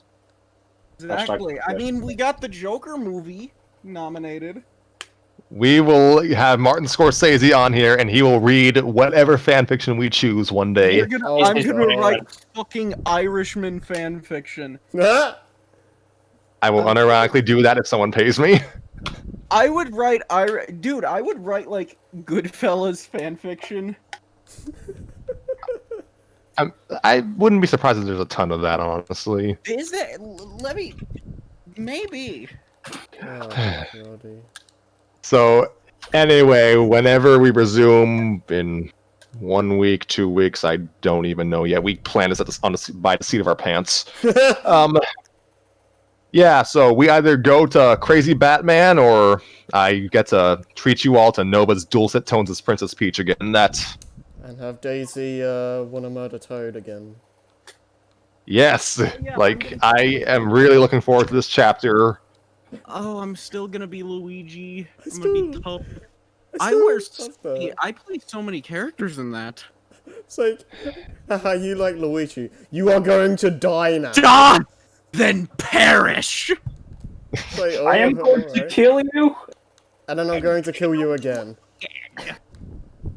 Well, yeah, actually, that's kind of what Daisy does in this story. Oh god. Yeah, I just know if we do Sonic, I'm probably gonna be Eggman and Shadow. probably. Yeah, pretty much. What was I going to say? Dagnabbit. I'm. Oh yeah, yeah, Tanner, you're like handling Luigi and maybe both Wario brothers, so have fun with that. That'll be fun though. Not for your vocal, not for your it's vocal just- cords though. Wario's just so deep and gravelly. Oh my. Oh god, excuse me. Nice. Thank you for that. I'm going to go now. I'll see you guys later. Thank you for participating once more, Tanner. You have been excellent in your limited amount of roles here, but they were good roles nonetheless. Yeah. Oh. No, Yeah, you and guys I'm glad we got through the whole thing. Yeah, I just realized we have 16 episodes of story time with Scrappy and Friends, and Love Live, this story made up more than half. I mean, what have we done this? Your Mario thing. Still Wreck-It waiting, Ralph. because I'm gonna watch Love Live now. It's gonna be so surreal. Mission hearing- accomplished, Ottermelon. Yeah, it's gonna be so surreal hearing the actual characters' voices. You're gonna expect like Scrappy's voice to come out of Umi. Oh yeah, Ew. exactly. I'm gonna, especially with Nico. It's gonna be so weird with Nico, and I refuse to listen to any audio from her until I watch the show. I mean, I wouldn't say you and Erica Mendez are 1-to-1, but you got the general, what's the word, intonations down. Got her cadence and her personality. Yeah, like it might scare you a bit. Yeah, Oh, have fun with that. No, but there was when you cast me as Nico, when you were like, all right, when she popped up, you were like, all right, Tanner, you're playing Nico. We decided this, and you sounded so excited, and I'm like, okay, why? No, Tanner, trust me, you're perfect. Look, I had Love discussed it with Harry like a week before we recorded. we knew. Yeah, We it's just like, knew. that's perfect. Like Tanner just emanates Nico energy. Oh, thank you, but I'm tall. And I'm not, so thank you, I guess. Oh yeah. Wait. What? What's your height, Harry? I haven't checked in a long time. I haven't. I don't either. remember. See, now I'm thinking, I do this often with where I think of characters and what their music taste would be, or their writing, or just especially with characters I'm writing, thinking of what the hell Nico's music taste would be. She's honestly an idol groupie, so she probably just listens to a lot of Love Live music. Oh god. No, I don't know. Like, this is on Joey. At the end of the day, but if the podcast show ever actually comes back, I think there will be. No, there's going to be an episode at some point where we do just talk about Love Live in general, because I could probably talk about the show itself and just the general franchise as a whole for hours on end if I really wanted to. Finally write the fic that no one else will write, and I don't care if I don't have permission. Fuck it. I'm gonna make Proto Man Act 3. I'm gonna do it. Good luck with that. Oh god. I'm gonna do Oh. it. Also, just a side thing as well. I'm probably gonna find another game to play next time because I'm kind of tired of failing on the same stupid track for like half an hour. Yeah, I was watching. I was nonsense. watching that as we were going, and I was just like, Harry, what are you doing? I'm trying to get the gold medals. It's driving me insane. Okay. Well, we're almost hitting 2 hours, so I guess it's time to wrap up. Yeah. Nova, thank you for being the perfect attendee for voice recording for this entire saga. You were excellent as Maki, and you literally put fear into me speaking sometimes, because Maki's kind of scary in the story. Maki just can just be a scary character in general. Love life, but it's scary a little bit. Exactly. I exude dominant energy. Can you tell by my deep, sexy voice? Oh my god. I'm just imagining you like towering over everyone. I'm terrified. I'm terrified and aroused. Oh my. What was I say? Thank you, Harry, for putting up with me for 9 episodes. Pretty much back to back. And Lewis, thank you for taking over narration for the last few episodes. You're very welcome. And thank you, Nova, for handling narration for other episodes when I was completely out of it. And I'd like to thank myself for doing nothing. Hey, You'd like to thank the Krusty Krab. I would. Hey, Nova. Once this is over, could you maybe meet me in somewhere private? No problem. Okay. That was a joke. I'm saying I want to fuck you. When can we expect Tanner has been very interested in your voice, apparently. No, it was a In your bit- dreams. Oh God. It's okay. It's okay, Tanner. We don't judge you. No, I judge you for a myriad of reasons. No, I kid. and all of them are probably valid. Oh, no. I shouldn't laugh. Hey, look, it's the funny piss man. I am the funny piss man. I'm the funny Nico man. I am I am the Eggman. No. the Eggman. That's why I am. Around I me am are the piss man. Eggmans. And I'd like to thank Eggman. our other recurring cast member, Self-Deprecation. Tanner and I, we love you so much. Yeah. You're how I cope. And we had Xavier for like, what, 2 chapters?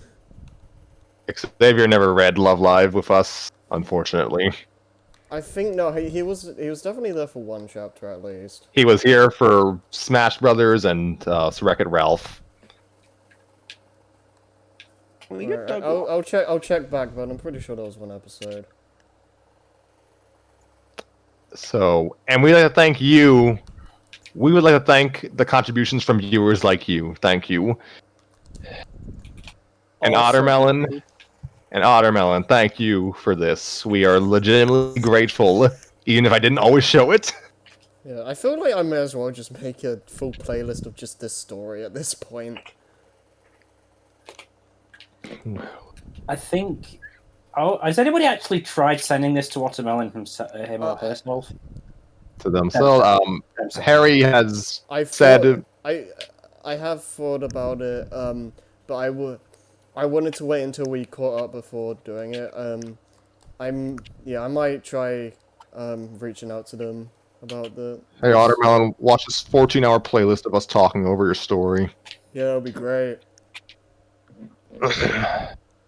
Try not to get offended by something Tanner says. Challenge. Oh gosh.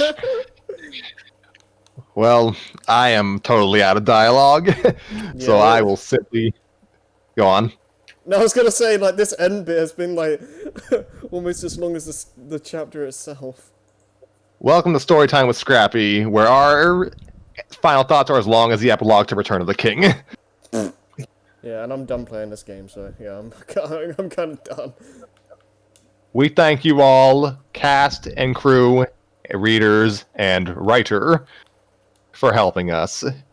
We will return eventually, probably reading my story. We hope you have enjoyed us. We hope you have enjoyed our commentary. This has been Storytime with Scrappy and Friends, and we all wish you a good night. Yes. and we will come back to this story whenever it gets updated again. Exactly. Good night. I'll keep an eye out on my email because I've got it on the I've got email notifications for this story. So as Yeah. soon as I get it, I'll message the chat. Yeah, and I will. Yeah, me and Lewis will probably end up reading the new chapter before we actually do this. But yeah, for now, see you guys in the next thing we do. Take care. Remember to I was stay hoping we pissed. could. What now? You heard me. No, I didn't. That's why I'm asking. Yeah, I said remember to stay pissing, stay shitting, and stay coming. I hope Harry cut out stops before you said that.